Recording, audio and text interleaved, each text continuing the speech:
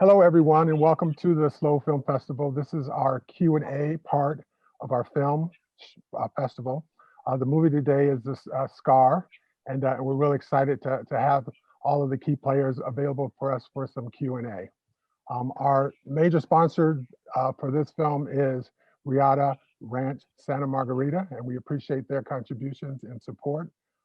And I thought a good way for us to get started for me as well as our audience is for all of you to introduce yourselves to us.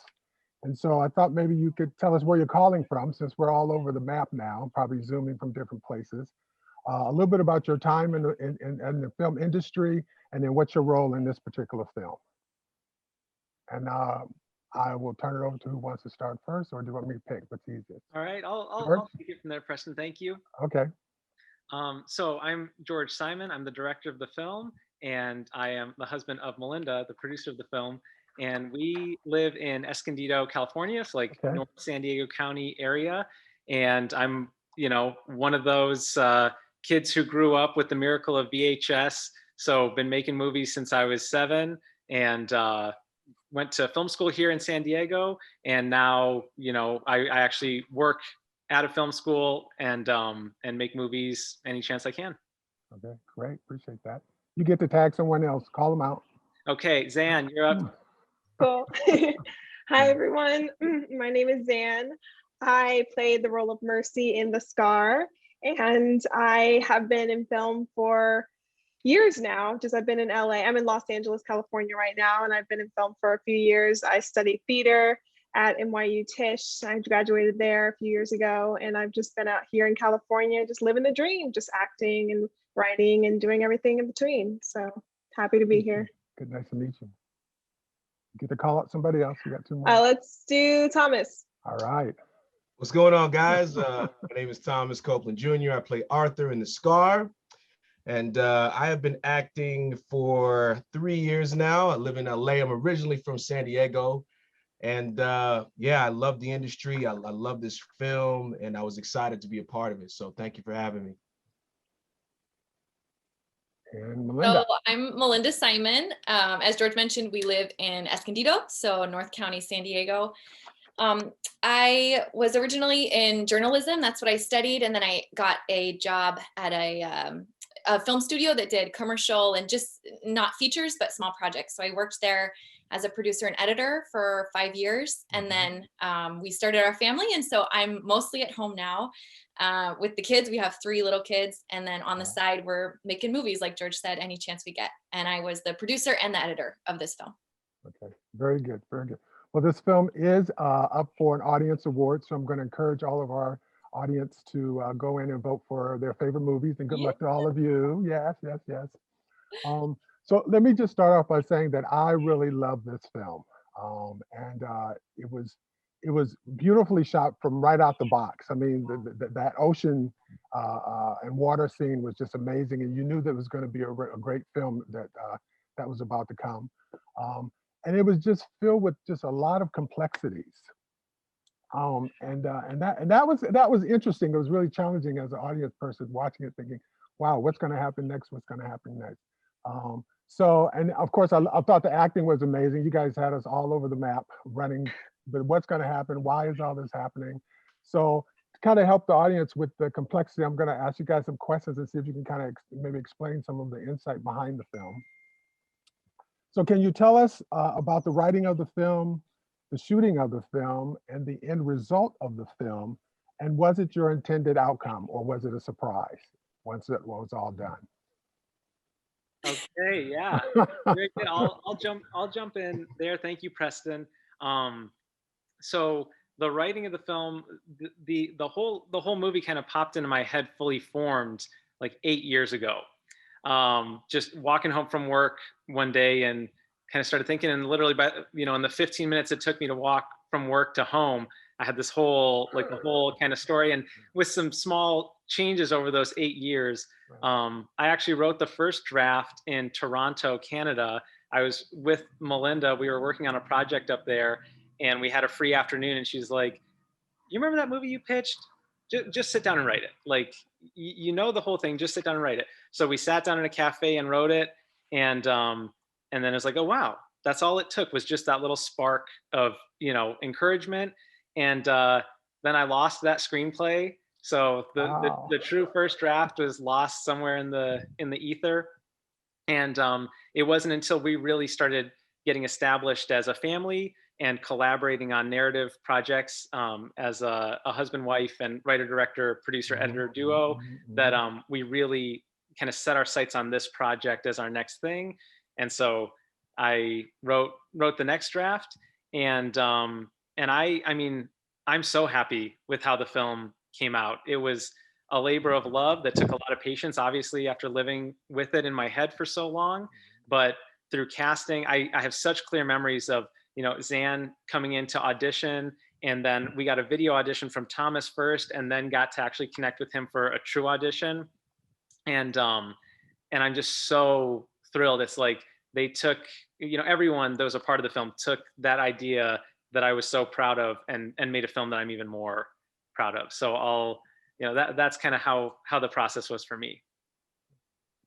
Anyone else want to add to that in terms of did it turn out the way you wanted it to, or were there some surprises along the way? I can speak to how it turned out, but I would love to hear Zan and Thomas talk a little bit about production. Okay.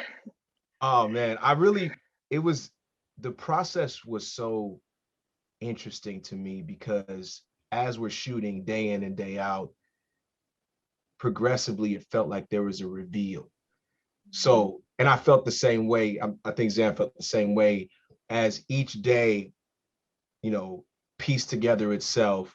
Towards the ending, in the last scene, I would say, we both had the feeling that we felt like we were getting to that point of the reveal. Even though we knew what was going to happen because we read the script, it was like we were living it, cinematically. So it was really, I don't know, that process to me was really, really cool. I enjoyed that part of it, because you're really going in the character and progressively learning what's going to happen next.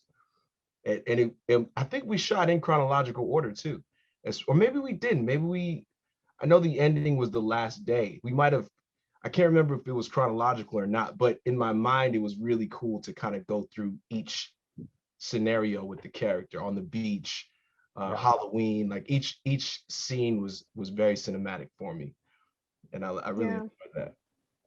Yeah, and it was great just to be able to be on location as well, and like at the beach, and then in this beautiful botanical gardens, just saying that we're in feudal Japan. And it was kind of amazing, like reading the script, I was like, how are they gonna do this? It was like, there are pirates chasing us. Me too, Zan, me too. And it was great, just the way that you all just put it all together. It just came to life. And the minute that especially when we were shooting that on the beach of that pirate scene, I was like, okay, this is gonna be great. This is gonna look amazing. So yeah. And it was. Go ahead, Melinda. You want to add? Thank you. Yeah. I would say that the final product is totally a surprise to me. The first time I read the script, like as an idea for us to actually produce, I told George, I was like, there's absolutely no way we're making this. You know that, right? And that's kind of our dynamic, is he's the dreamer and I am always bringing us down to earth, which is good and bad. But in this case, he was right. And I think being poised in San Diego was actually the perfect thing, because we did have the botanical gardens, we had the beach, and then it was just a park. It was a park that I knew from taking my kids to, that was the Old West, but I feel like it kind of captured that perfectly. Right. Yeah. So yeah, it is so amazing to me. That's one of my favorite parts of filmmaking, is like the script is one thing and you can love a script, and I love this script so much, and then it's a totally different creature. The film itself is a totally different creature, because you have these amazing voices coming into it. Our actors bring so much, a whole nother life. And so for me, they're almost two separate projects. Obviously they're not, but like my love for the script and my love for the film are separate, but equal. And I'm so, when I watch it, when I watch it, I think to myself, I can't believe we did it. And I'm really proud of it. Good. George, I don't know how you walk around with that in your head. That's pretty amazing, because it was just so complex. It was so complex. Yeah. So you started the film with a typewriter and not a computer. And so what was the intention there? Because that threw some of our audience. Like, wow, some of us, we've not even seen a typewriter before. That's I think that the reason that that I wanted to go with a typewriter was just for the aesthetic. Yeah. And I just think that you know, Thomas's character of Arthur, you know, he's this kind of imaginative old soul. And so it just kind of made sense to me that he would gravitate towards something more tactile. And then from, you know, from other storytelling elements, when we discover that he is the one who has suffered trauma from the attack, the idea of a computer versus a typewriter, I don't know, I just loved everything about that. Yeah, yeah. Same here. What about you, Arthur? Any actually typing on it? Have you ever typed on the typewriter before? You know what's funny? My mom had an old word processor like decades ago, and at some point I used it, and I do remember typing on it. It wasn't as vintage as the one we shot with, but it's similar. Yeah. So it was kind of familiar. It took me back. It's very nostalgic. Yeah. Well, it added a lot of credibility to your commitment to writing.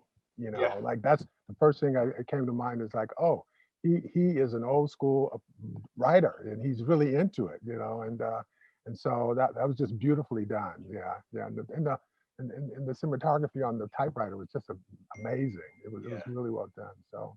I think it also, from a character standpoint, really works out because if he had saved versions of all his different writings, he's like, something's wrong. I know. Yes, perfect. Yes, exactly.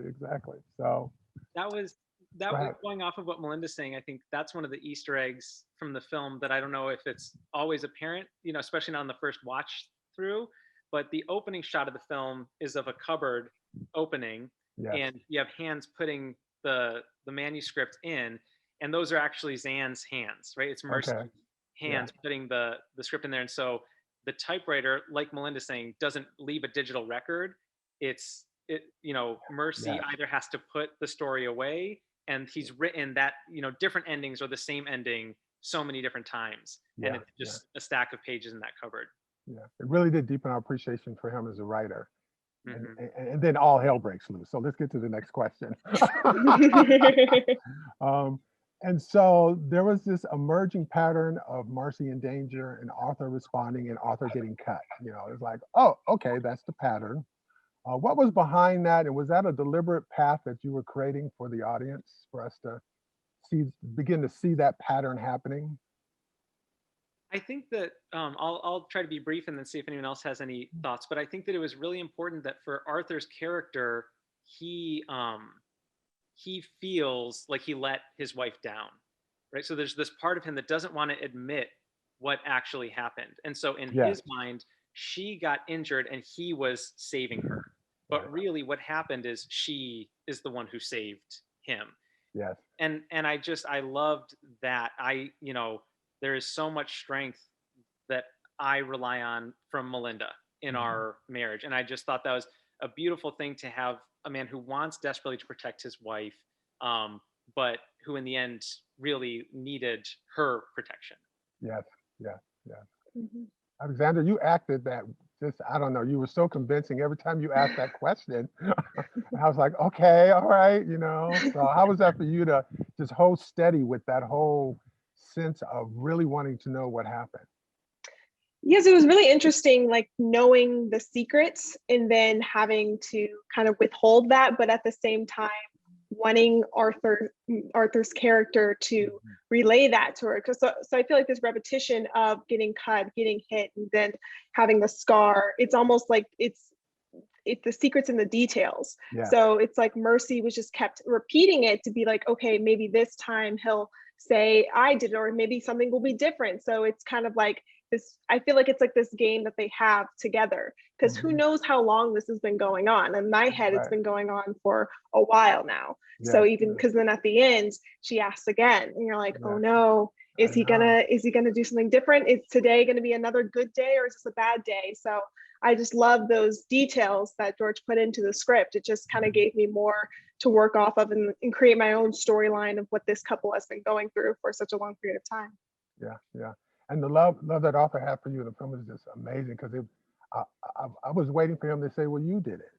But he didn't want to say that because he loved you so much and wanted you to kind of come to that on your own, but that's not how the story went. But that's what, you know, we're watching this is him being so kind and sensitive to you and loving you, and then telling you this story that, you know, I have no idea if that, of course that didn't happen, but this was a story that he shared with you. So it was very convincing, the film. You guys had us on all three of those different scenarios of him telling you the story. So the doctor introduced himself at the door. Let's talk about that for a second.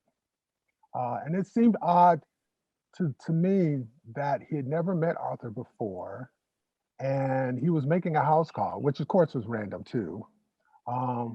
What was behind that moment? Was that a deliberate moment for the audience to just go wow and pause and wonder what's happening here now? That was a powerful scene. We had a lot of discussions about that. Because, you know, in a movie like this, a lot of the intention in editing is how much do you withhold and how much do you give the audience. And so that moment, there's so much of how much are we going to give them. I cannot tell you how many hours we spent editing how Thomas said, what was your line, Thomas? I don't remember. Which one? When he entered, when he's at the door. Yeah, when he's just when he says, oh yeah, come on in. Like, yeah, come on in. Yeah, it's good to see you. Yeah. Hours, because I think I gave too much my first edit, and then George was like, "They're all gonna know. The whole audience is gonna know." So yeah, I don't want to reveal it just yet. Hold on. Exactly. So from a production standpoint, we weren't gonna take them to an office. I think that just, it would be a mess and it would show too much of their dynamic. So having him come to the house, I think the film is supposed to be a little timeless anyways, with the typewriter and everything. You know, clearly it's modern, but we want it to be a little vague. So it's a little bit of a callback to olden days of doctors coming to homes. I know. Yeah. And then, I think that we wanted to give a little bit. That was the first, we had gotten far enough through the film that we wanted to tip our hand a little and say, something's off. Can you feel it? Can you feel that something's off? So it was intentional, and it was painstaking. Yes. Well, it was the perfect pause, because then at least from an audience perspective, we knew that there was going to be something more, right? Our assumptions about this story and him telling her this all the time, and her aunt asking him the question, and it was like, boom, okay, who is this, and why is he, you know, at the door? Hello. So okay, how significant was the story that he was writing, the three stories, and then the story that he told, you know, like the three stories that he showed, and then but also the one that he showed you, Alexandra, that said, here's my film, and you were so quick to say how amazing the ending was, you know, and that just really threw us. So tell us a little bit about what went into that. When he showed you that film, his writing, and you were like, this is great, you know, perfect ending, and you know. I would love to hear Zan's take on that. Yeah, because it's an interesting scene, because it's kind of like this, in my head, this has happened before. So this is not, this is like take number 35 of like the ending. And so it's, in my head, I was like, okay, so I'm going to say the ending's good this time. And I'm going to see if that triggers anything in Arthur's head, to be like, okay, maybe something, it will start to circulate in my head, just to be like, okay, it's Mercy trying different tactics. So in this tactic, she's saying that the ending's great and it's perfect. And maybe if she says it's perfect, then Arthur will kind of come back to his true self. So, and get back his memories. So that's kind of the perspective I was going off of. I'm curious what you have to say, but that's kind of where I was coming from.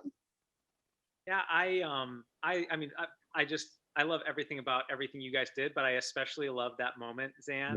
That moment where you're reading it, it just came off as so, like, just the perfect tone, so authentic and warm and encouraging. And in my mind, what is happening there's like Arthur is writing, you know, his writing is almost a way of him processing through his trauma, right? Because he has like a combination of brain damage, but it's, you know, it's also maybe like, you know, some kind of just like a psychological lock, right?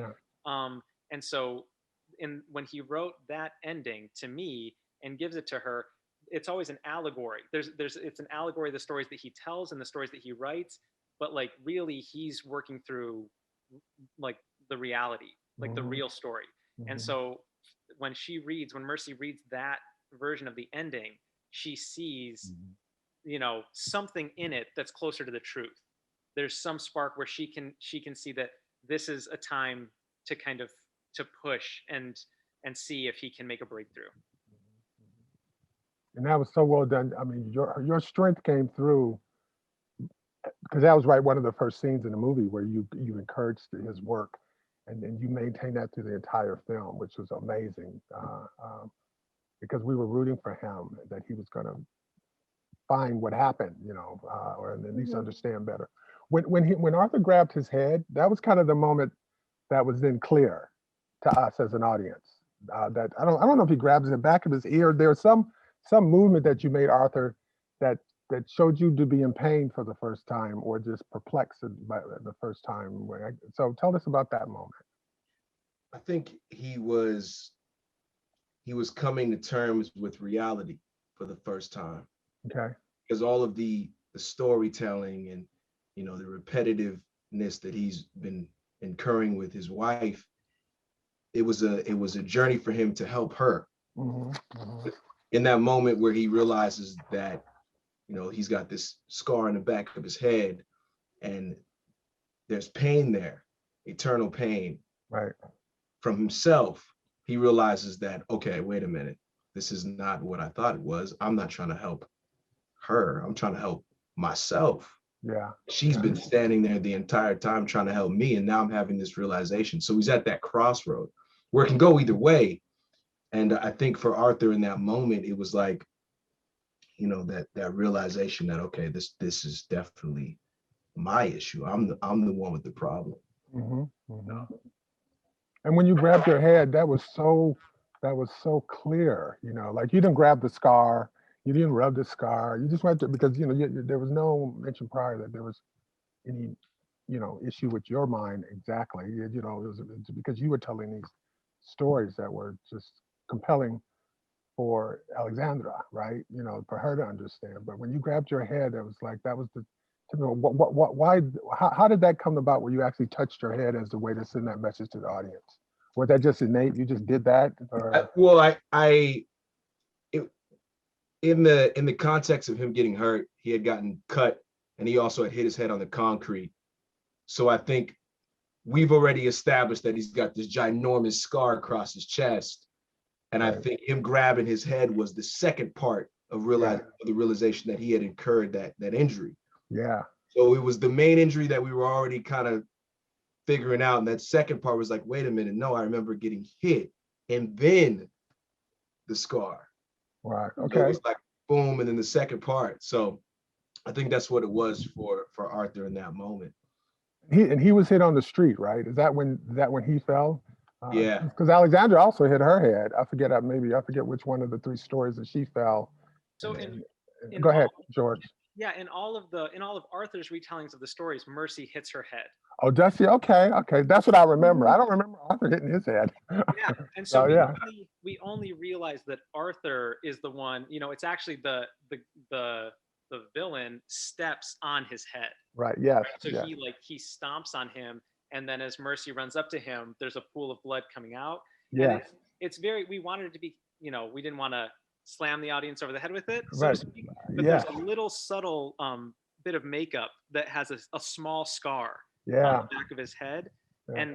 And I love that, how we have this huge ostentatious scar on his chest from where he got cut, and that's like the focus of his stories. But really, it's this much smaller, more sinister wound that is really at the heart of the matter. Yeah. Just beautiful film, well done, full of complexity. I can't wait to watch it again, you know, now that I've had some time to talk with you all about it. Thank you for your time and sharing and providing us a little bit of insight into the film. How can people find out more about what you guys are doing? Do you have stuff in the queue coming up or what? That's a great question. Yes, but I know what Melinda's doing. Yeah, you saw it 3 times. I know what you're doing. We're doing the same thing, though, in between. But go ahead, I'm sorry. Well, so there's definitely, you know, a slate of projects and then also 3 little ones. So our whole thing is how do we balance both and love raising our kids and modeling adventure for them and Okay. then making movies where we can. Okay. So Okay. we'll see. We'll see where it goes. And then Arthur, are you doing any, can people follow you somewhere, or you got stuff in the queue? Yeah, you can follow me on Instagram. It's Thomas Copeland Jr. Or you can check me out on my website, thomascopelandjr.com. But Okay. yeah, I've got some projects coming up in this year, and when I guess the industry fully opens back up. I know. Things are kind of iffy right now. We don't know where it's going. We're gonna see. Yeah. Yeah. And then what about you, Alexandra? Well, you can follow me on Instagram at Zan_church, like you're going to church. And you can follow me on my website, alexandriachurchwell.com. And yeah, I've got a few things in the works. I'm a writer as well. So Okay. I've got a few projects brewing that are Okay. pretty exciting. So Okay. yeah, can't Well, say too much. we're gonna try to keep an eye on all of you. Wish you the best of luck. You know, we'd like to thank our sponsor again, the Riata Ranch Santa Margarita, for sponsoring the film as a major sponsor. Yay! Yay. And then make sure to get out and vote, people. Enjoy the film. Watch as many as you can, and give this one a thumbs up. I thought it was great. So, all right, appreciate all of your time. Thank you very much. Thank you so much. All right. Thank you. Bye-bye.